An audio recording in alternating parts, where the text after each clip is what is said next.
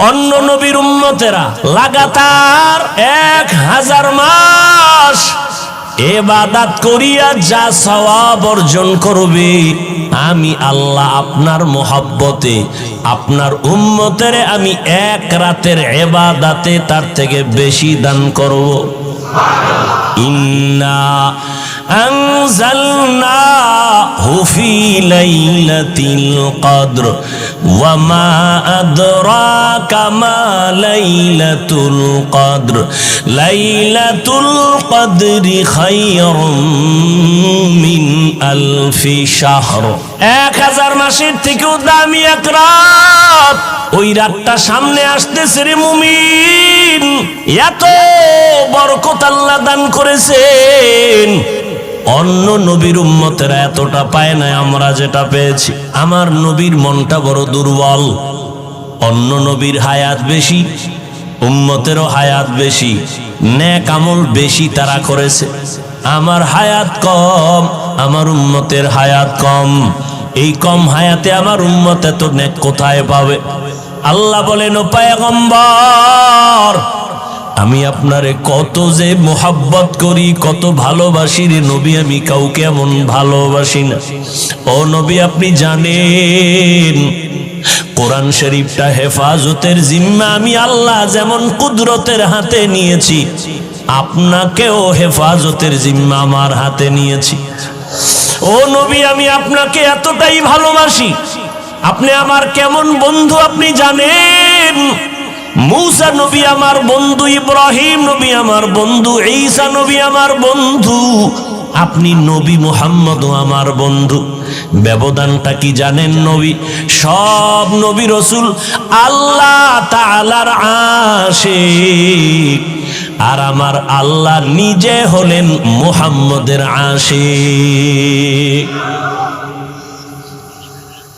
ও নবী, আপনাকে আমি কখনো মন খারাপ রাখবো না। আপনি টেনশন করতেছেন হায়াত কম, এত সওয়াব কেমনে পাবে? ও নবী, উম্মতের জানায় দেন, আপনার উম্মতের হায়াত যদিও কম, বরকত হবে অনেক বেশি।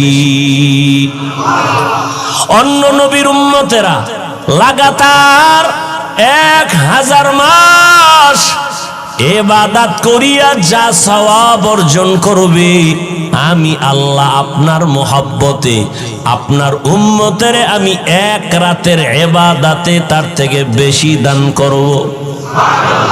আতিনা ফি দারে দুনিয়া না হাসান, আতিনা ফি দারে উকবা না হাসান, ইয়া গিয়াসাল মুস্তাগীসিন ইহদিনা লফতিখারা বিল উলুমে ওয়াল গিনা। হর গরি দে নেকো তু তৈয়ার হে, जो न मांगे उससे तू बेजार है। 1000 মাস ইবাদত করে যা পাবে উম্মতেরা অন্য নবীর, আমার নবীর উম্মত তা কয়দিনে পাবে বলেন? ওই রাত্রটার নাম কি? ইন্না আনজালনাহু ফি লাইলাতিল কদর ওয়া মা আদরাকা মা লাইলাতুল কদর লাইলাতুল কদরি খায়রুম মিন আলফি শাহর। 1000 মাসের থেকেও দামি এক রাত। ওই রাতটা সামনে আসতেছে রে মুমিন, এত বরকত আল্লাহ দান করেছেন। অন্য নবীর উম্মতেরা এতটা পায় না আমরা যেটা পেয়েছি। ও নবীর আশিক, অন্য মাসে একটা নফল ইবাদত করে যা পাইবা, রমজানে যদি ওই নফল আমল করো, ফরজের সমান আল্লাহ দান করবেন। এরে নবীর উম্মতের দল, একটা ফরজ অন্য মাসে আমল করলে যা পাবেন, রমজানুল মুবারকে একটা ফরজ আমলের বরকতে 70 গুণ বাড়ায়া আল্লাহ দান করবেন। আল্লাহর সেই পবিত্র কালাম মহাগ্রন্থ আল কুরআন কি মহিমা এ মাসে হয়েছে তার আগমন।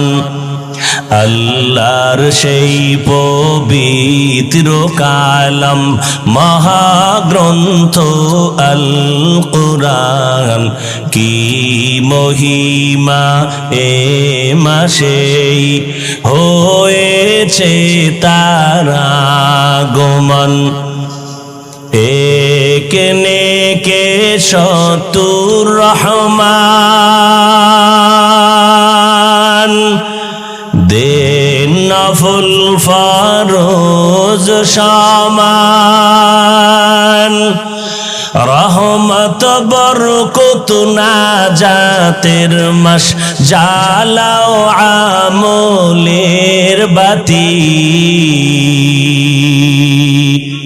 ভুলবো না ভোলা যায় নাকি মাহে রমজানের স্মৃতি। এ মাসের কত ফজিলত জানো কি মুসলিম জাতি।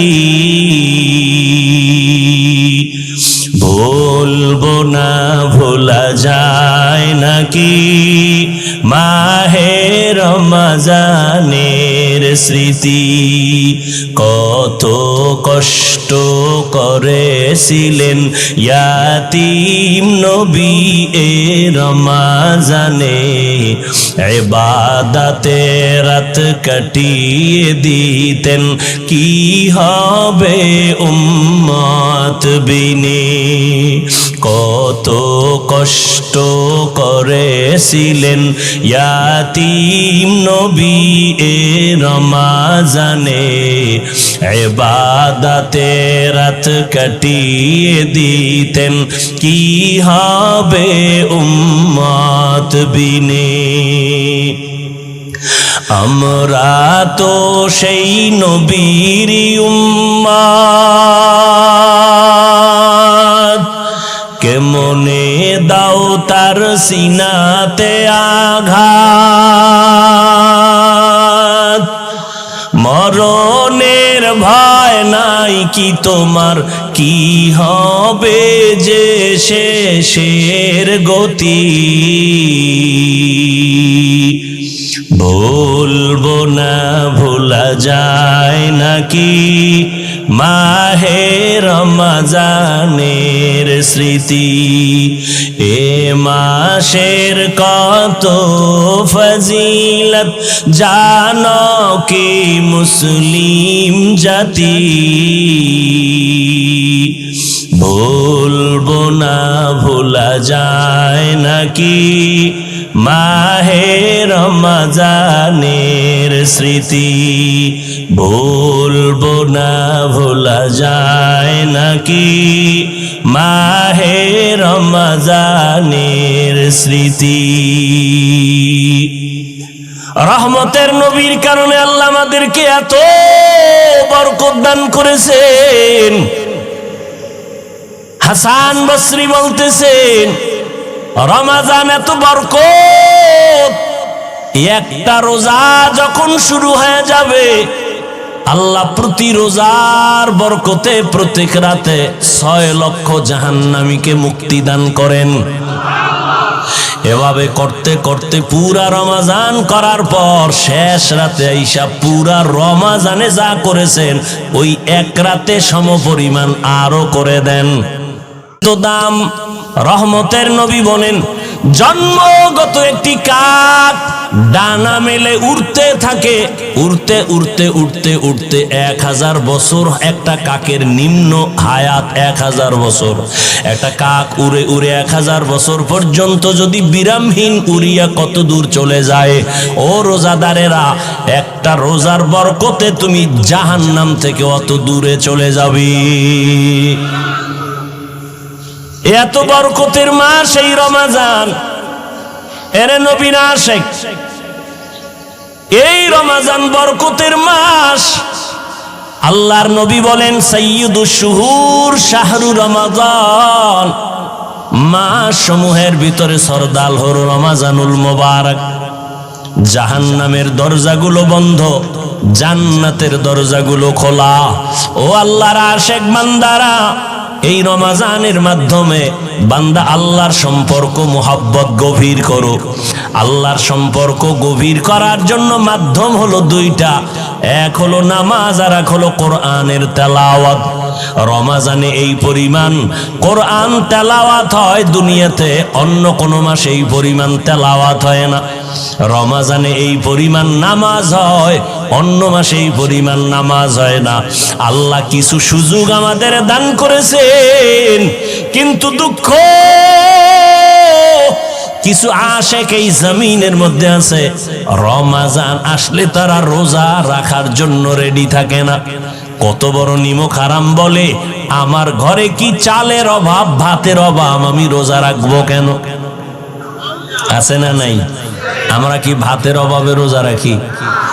ভাইরা আমার, আবার কিছু নষ্ট মানুষ, এরা বলে রোজা আসতেছে, রোজা রাখতে পারি না, আমার রোগ বেড়ে যায়।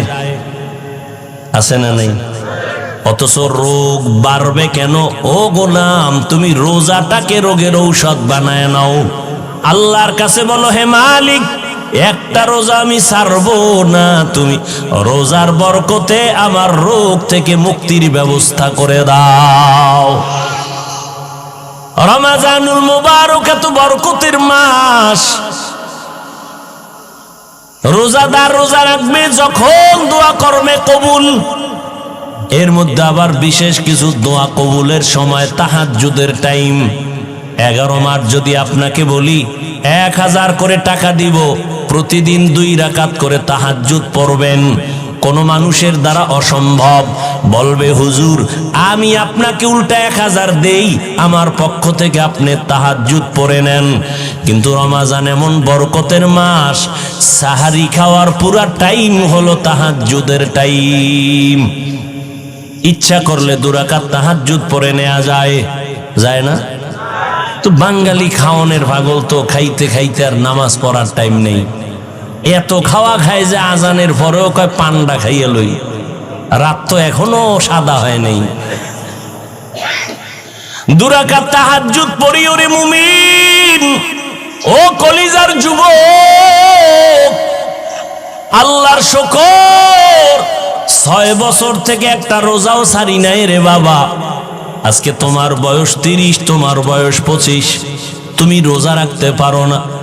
তোমার আব্বারও দুর্বলতা আছে, তোমার মায়েরও দুর্বলতা আছে।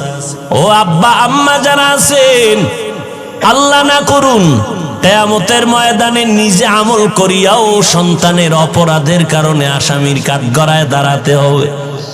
অতএব ওই দিনটা আসার আগে তওবা করে নেন। ও কলিজার যুবক বাবারা, খোঁজ নিয়ে দেখো তোমার মতো কত যুবক স্কুল কলেজে পড়ে, জেনারেল লাইনে পড়ে, দুনিয়ার লাইনে চলে, রমাজানে একটা রোজাও ভাঙ্গে না, নামাজ ছাড়ে না। এমন আল্লাহর গোলাম আছে না নাই? তুমি কেন পারো না রে যুবক? এই বরকত, অনেকে মনে করে রোজা মানে বিশাল সওয়াব। আরে ভাই, সওয়াব তো আছেই, বরং শরীরের জন্য মহা এক ঔষধ হলো রোজা।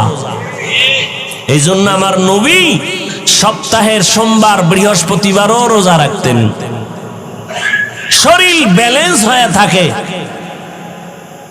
বেশি খাইতে পারলেই, আবার যারা রোজা রাখবে তারা আগের থেকে নিয়ত করে সাহারি খাইবে, কারণ সারাদিন তো আর পানি খাওয়ারও টাইম নেই, সুযোগ নেই। এই জন্য ওই সারাদিনেরটা একসাথে খায়, সাহারি খাইয়ে গলা পর্যন্ত, first floor, second floor, third floor বোঝাই, আর বসতে পারে না, লড়তে পারে না। সারাদিন উপবাস থেকে আবার ইফতারির সময় জনমের মতো খাইব। একামত চলতেছে, ইমাম সাহেব কেরাত পড়তেছে, এরপরও খায়। ভাইরা আমার, অথচ ইফতারি সামনে নিয়ে দোয়া কবুলের সময় খানা বেশি খাওয়াটা কামিয়াবি না, সফলতা না। সাহারি খাওয়াটা নবীর সুন্নাত, যদি আপনার পেটে ক্ষুধা বেশি না থাকে একটু পানি পান করে সুন্নত আদায় করবেন। সাহারি খাওয়া সুন্নত মানে পেট ভরে খাবেন তা না। এরে পর্দার আড়ালের আম্মা জানেরা, সন্তানগুলোকে লাইনে নিয়ে আসেন। সন্তান আপনার দুনিয়াতে ডাক্তার হবে, ইঞ্জিনিয়ার হবে, আলহামদুলিল্লাহ, কোনো বাধা নাই। তবে রোজা রাখার, নামাজ পড়ায় আদর্শওয়ালা বানায় যান। আপনি মরিয়া গেল সন্তান আপনার জন্য কোরআন পড়ে দোয়া করবে। ও আল্লাহর বান্দারা, রমাজানুল মুবারকে দিনের বেলা রোজা একটা বড় আমল, রাতের বেলা তারাবির নামাজ একটা আমল, কোরআন তেলাওয়াতের একটা আমল। যারা বলেন আমরা পারি না, চেষ্টা করবেন শিখার জন্য। আল্লাহর কোরআনটা হাতে ধরবেন, মাঝে মাঝে খুইলা দেখবেন আল্লাহর কোরআন ঘরে আছে, দেখলাম না ভেতরে কি। আল্লাহর কাছে কান্নাকাটি করবেন, নির্জনে আল্লাহকে বলবেন, আল্লাহ আমি কোরআন পড়তে জানি না, তুমি আমাকে পড়ার তৌফিক দান করো। আমার সন্তান পড়তে জানে না, সন্তানকেও কোরআন পড়াবার তৌফিক দান করো। এইভাবে আল্লাহর কাছে দোয়া করবেন। এখন থেকেই তৈরি হয়ে যান, একটা রোজাও যেন ঘরের কোনো সদস্য ছেড়ে না দেয়। যেই উপযুক্ত সন্তান যেন রোজা ভাঙতে না পারে, বুঝের মাধ্যমে হোক, কান্নাকাটি আর দোয়া করা লাগলেও হোক, রোজা ছাড়া যাবে না। তারাবির নামাজও যেন ছুটিয়া না যায়। খতমে তারাবির মাধ্যমে একটা খতমের সওয়াব পেয়ে যাবেন, এই তারাবিও ছাড়া যাবে না, একটা নফল ফরজের সমান। অতএব তারাবি কমাইয়া এই বরকত থেকে কেউ বঞ্চিত হবেন না। আল্লাহর নবীর আদর্শের মালাটা গলায় লাগায় নেন। রমজানের সাধনা দিয়া বাকি 11 মাসটারে টাইট করে নিবেন। রমজানের সাধনা, পেটের মধ্যে প্রচন্ড ক্ষুধা, সামনে ইফতারি রেডি, এরপরও খাই না কেন? বলে আল্লাহর বিধানে এখন এই মুহূর্তে রোজা আছি, খাওয়া হালাল নয়। খানা হালাল, তবে খাওয়াটা হারাম। আল্লাহ বলে, বান্দা এখান থেকে সবক নেও, রমজানে রোজা রাইখা হালালটার খানার বেলায় তুমি নিজেরে যেমন কন্ট্রোল করতেছো, বাকি 11 মাসেও হারাম থেকে আরো কন্ট্রোল করবা। রমজানে রোজার হালাতে আমি হালালটাও সামনে রেখে যেমন খাইতে পারি না, কন্ট্রোল করেছি, বাকি 11 মাস আমি হারাম থেকেও নিজেরে কন্ট্রোল করব। আমি হারাম খাবো না। এইভাবে নিজেকে তৈরি করো। আল্লাহর ভয় তাকওয়া অন্তরে জমা করে নাও। গুনাহ ছাড়ো, তাকওয়া মানে আল্লাহর মোহাব্বত অন্তরে জমা করে গুনাহ থেকে নিজেরে বাঁচাও। আল্লাহ পাক রব্বুল আলামিন এই তাকওয়া অর্জন করার জন্য রমজানুল মুবারক আল্লাহ দান করেছেন। ও নবীর আশিক উম্মতের দল, আল্লাহর কাছে তৌফিক কামনা করেন। বিগত দিন যারা রোজা রাখতে পারেন নাই, এখন থেকে তওবা করে নেন। ও যুবক বাবারা, এখন থেকে তওবা করে নাও। আর নামাজ ছাড়বা না, আর রোজা ভাঙবা না, দাড়ি কাটবা না, মা বাবার দোয়া নিয়ে সামনে আগায়া যাইবা। ও পর্দার আড়ালের আম্মা জানেরা, আল্লাহ এত সম্মান আপনাদের দান করেছেন।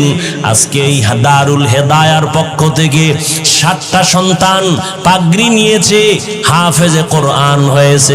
এদের মা, এদের বাবাদের কলবটা কত খুশি, এদের কলিজা কত ঠান্ডা হয়ে গেল। এরে নবীর আশিকের দল, এরে আম্মা জান, আপনারা তো নবীদের মায়ের মতো মা, সাহাবায়ে কেরামদের মায়ের মতো মা, আলেম হাফেজে কোরআনের মায়ের মতো মা। আপনারা খাদিজা রাদিয়াল্লাহু আনহার মতো নারী, ফাতেমা রাদিয়াল্লাহু আনহার মতো দামি নারী, আপনারা আয়েশা রাদিয়াল্লাহু আনহার মতো দামি নারী, ইসমাইল নবীর মা হাজেরা আলাইহা সালামের মতো দামি নারী, আপনারা ঈসা নবীর মা মারিয়াম আলাইহা সালামের মতো দামি নারী। এরে আম্মা জান, দুনিয়ার নাম করা বেঈমান ফেরাউন এত বড় বেঈমান, আল্লাহর সাথে চ্যালেঞ্জ দিয়ে নিজেরে খোদা দাবি করলো। কিন্তু আমার আল্লাহ ওই ফেরাউনের ঘরে গোলাপ ফুল ফুটায় দিলেন। ফেরাউনের আপন স্ত্রী আসিয়াকে আল্লাহ ঈমানের দৌলত দান করলেন। একদিন ফেরাউন গোপনে দাঁড়ানো, আসিয়ার জবান থেকে আমার মাওলার নাম উচ্চারণ হইতেছে। ফেরাউন ডাক দিয়া কয়, আসিয়া কার নাম বলতেছো? বলে আমার মালিক মাবুদের নাম আমি উচ্চারণ করতেছি। বলে আমি তো মিশরের খোদা, তুমি আবার কোন খোদার নাম নেও?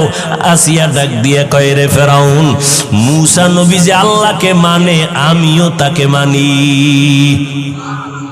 ফেরাউনের মাথা গরম। আসিয়া এটা কি বলো?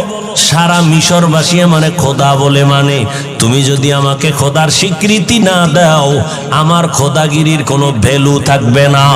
আসিয়া ডাক দিয়ে কয়, রে ফেরাউন, আমি এক আল্লাহকে আল্লাহ বলে স্বীকার করেছি, মরিয়া গেল আমি ওই আল্লাহকে আর ভুলতে পারি না। ফেরাউন এক এক করে অত্যাচার, এক পর্যায়ে ফেরাউন আসিয়াকে ফাঁসি দিবে, শুলিবিদ্ধ করানোর জন্য তারিখ দিয়ে দিল, রেডি করে ফেললো। আসিয়া আল্লাহর দরবারে কাঁদতেছেন, ও আল্লাহ, ধৈর্য ধারণ করার তৌফিক দিও, ঈমানের পরীক্ষায় যেন তোমাকে ভুলিয়া না যাই, কারণ এই দুনিয়ায় কষ্ট করি কোনো কষ্ট না। মূসা নবী যেই বয়ান করেছেন, দুনিয়ার কষ্টের থেকে পরকালে গুনাহ আযাবের কষ্ট বড় মারাত্মক। হাসরের ময়দানে সূর্যটা মাথার উপরে চলে আসবে, জাহান্নামের আগুনের গরম।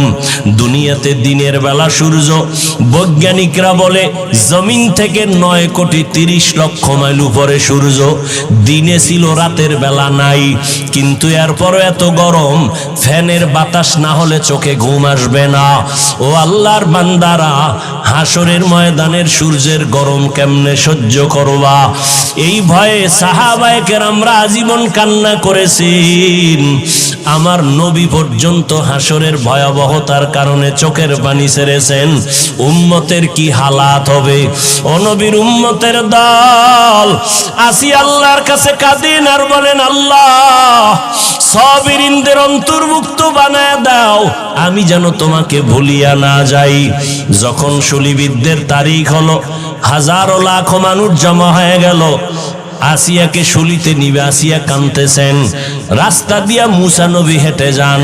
পয়গম্বর মূসা নবীকে দেখিয়া আসিয়া হাউমাউ করে কাঁদেন আর বলেন, ও পয়গম্বর, আপনি জানেননি আমি আসিয়ার কেমন অবস্থা? কয়ে জানি, তোমাকে ফেরাউন শুলিবিদ্ধ করবে, মেরে ফেলবে।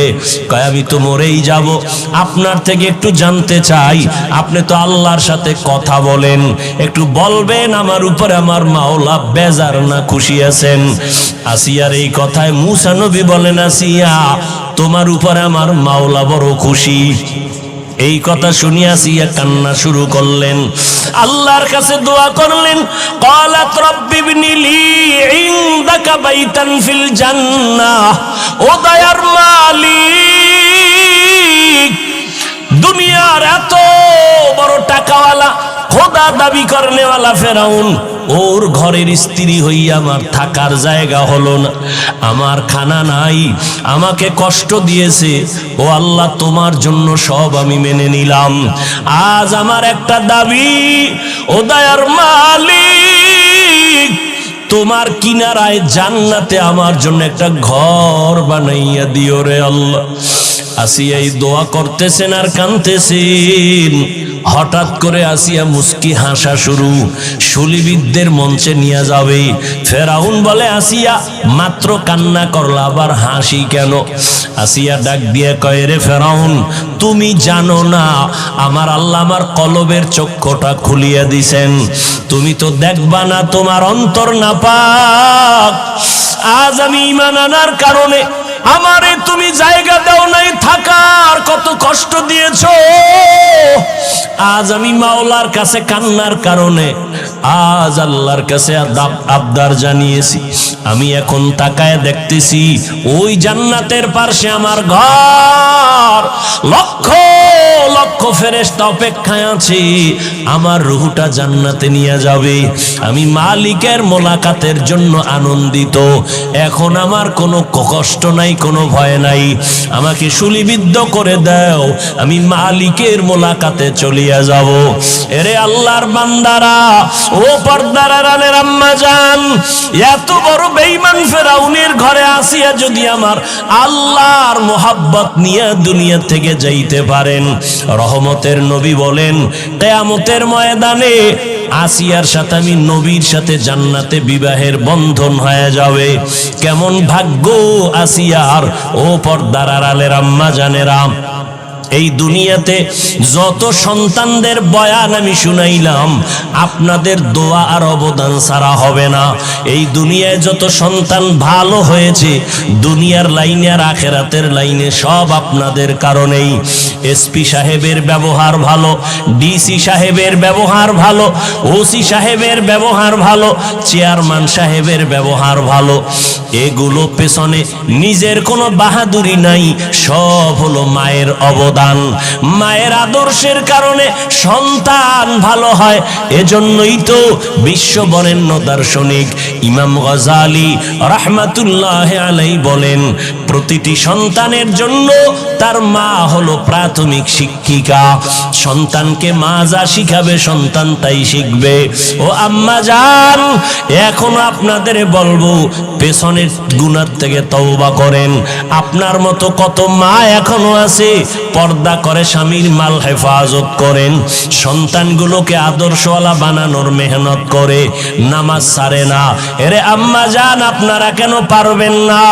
ও যুবক, ওই মা বাবার দোয়া নিয়ে সামনে আগাও। মা বাবার দোয়া ছাড়া জীবনে কোনোদিন সফলতা আসবে না।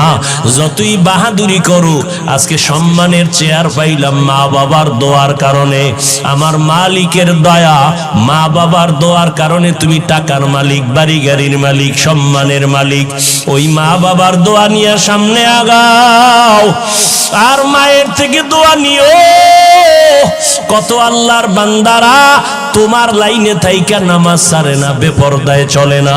আজকে এতগুলো মানুষ মোনাজাতে অনেকে কাঁদে, তোমার আমার চোখে কেন পানি নাই? একমাত্র কারণ আল্লাহ তোমার আমার গুনার কারণে বেজার।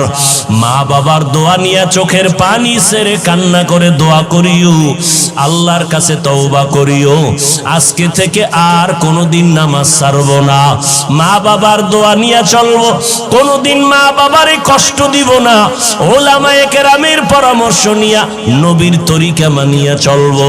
তওবা করার যদি বান্দা করার মতো করতে পারো, আল্লাহ জীবনের সব গুনাহ মাফ করে দিবেন।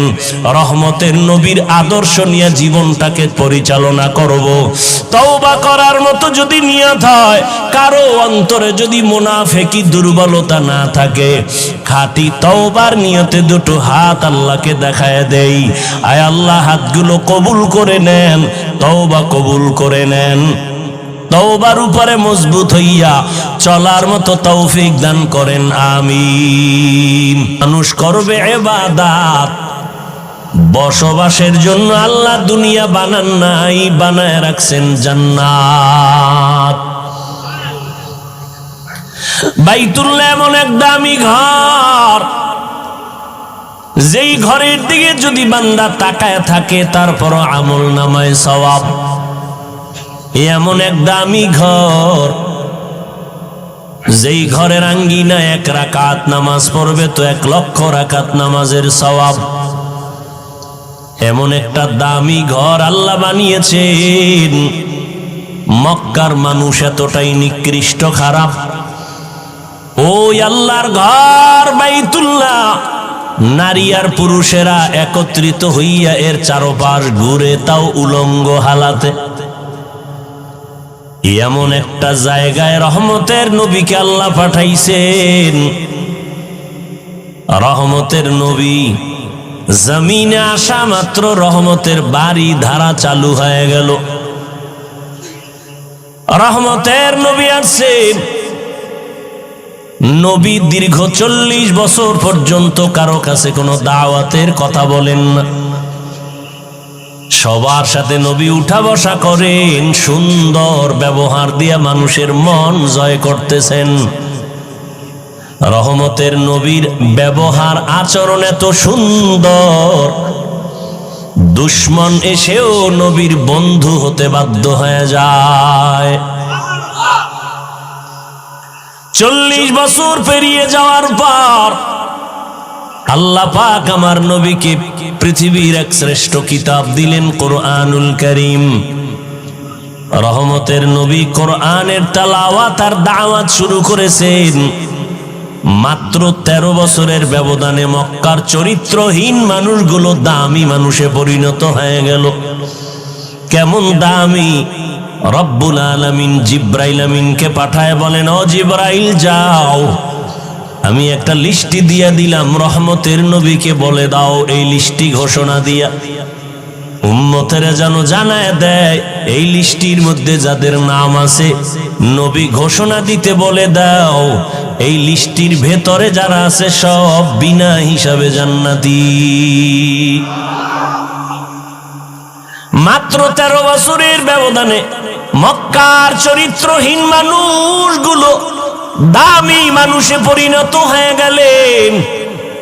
এতটাই তাদের দাম, কিয়ামত পর্যন্ত আনেওয়ালা উম্মতের আদর্শ বানায় দিলেন নবীর হাতে গড়া দামি মানুষ সাহাবায়ে কেরাম। আল্লাহ এদের জান্নাতি বলে ঘোষণা দিয়েছেন। সমস্ত সাহাবায়ে কেরাম জান্নাতি, সমস্ত সাহাবায়ে কেরাম জান্নাতি। তবে সাবধান, বর্তমান দুনিয়ার মধ্যে ভেজাল আর ভেজাল। সাহাবায়ে কেরামদের বিরুদ্ধে কথা বলনেওয়ালা টুপিওয়ালার অভাব নেই। আমাদের হযরত একটু আগেই বললেন, খলিফাতুল মুসলিমিন ওমরে ফারুক রাদিয়াল্লাহু তাআলা আনহুকে বেদাতি ভণ্ড বলার মতো মানুষ এখনো জমিনে আছে। তবে একটা কথা আজীবন মনে রাখবেন, সাহাবায়ে কেরামদের বিরুদ্ধে যারা ইশারা ইঙ্গিতে লেখবে বা বক্তব্য দিবে, আল্লাহর কসম একবার, আল্লাহর কসম 2 বার, আল্লাহর কসম 3 বার, ওয়াল্লাহি বিল্লাহি তাল্লাহি, সাহাবায়ে কেরামদের বিরুদ্ধে যারা ইশারা ইঙ্গিতে লেখবে আর বলবে তারা এই জমিনের মধ্যে নিকৃষ্ট বাতিল ইসলামের দুশমন। এদেরকে যারা বাতিল বলবে না তারাও বাতিল। ভাইরা আমার, সাহাবায়ে কেরাম উম্মতের আদর্শ, নবীজির হাদিস। নবী বলেন, ও উম্মতেরা সাবধান, আমার আগে এক নবী, সম্প্রদায়ের নাম বনি ইসরাইল। এদের মধ্যে এতটা বাড়াবাড়ি, এতটাই দলাদলির কারণে তারা দলে দলে বিভক্ত হয়ে 72 দল হলো। আমি নবী বিদায়ের পরে আমার উম্মতের মাঝে আরো একটা দল বেড়ে যাবে। কয় দল হইব? কুল্লুহুম ফিন্নার ইল্লা মিল্লাতান ওয়াহিদা। নবী বলেন সব দলেরা জাহান্নামে যাবে, এক দল মাত্র জান্নাতে যাবে। কিলা মান হিয়া ইয়া রাসূলুল্লাহ। সাহাবায়ে কেরাম প্রশ্ন করলেন, ও পয়গম্বর, যেই দলটা জান্নাতে যাবে ওই দলের পরিচয় কি? নবী যদি বলতেন যারা আমি মুহাম্মদকে মানবে তারা জান্নাতে যাবে, এতটুকু বললেও তো যথেষ্ট হয়ে যেত। নবী এতটুকু বলেন নাই। নবী বলেন, মা আনা আলাইহি ওয়া আসহাবি, আমি মুহাম্মদ যেই পথের উপরে, আদর্শের উপরে আছি, আমার হাতে গড়া ছাত্র সাহাবায়ে কেরাম যে আদর্শের উপরে আছে, এটাকে যারা ফলো করে চলবে তারা জান্নাতি দলের অন্তর্ভুক্ত হবে। তাহলে 73 দলের মধ্যে 72 দল জাহান্নামী, এক দল জান্নাতে যাবে। তাদের পরিচয় যারা নবীও মানবে, সাহাবায়ে কেরামদেরকেও আদর্শের মাপকাঠি মানবে। যারা বলে আমরা নবী মানি, সাহাবাদের মানি না, এরা মুসলমান হতে পারে ঠিক, তবে 72 দল জাহান্নামীদের অন্তর্ভুক্ত। तू कुजाओ सुन्नते अहमद कुजाबा मोहम्मद कैबुअद निस्बतोरा मन अहब्बा सुन्नती कौले रसूल मजदाए काना मई हम कुन कबूल। रहमतेर नबी এই যে 13টা বছরে অল্প টাইমে মক্কার মানুষগুলো দামি মানুষে পরিণত করলেন। নবী একটা বেতের বাড়িও ব্যবহার করেন নাই।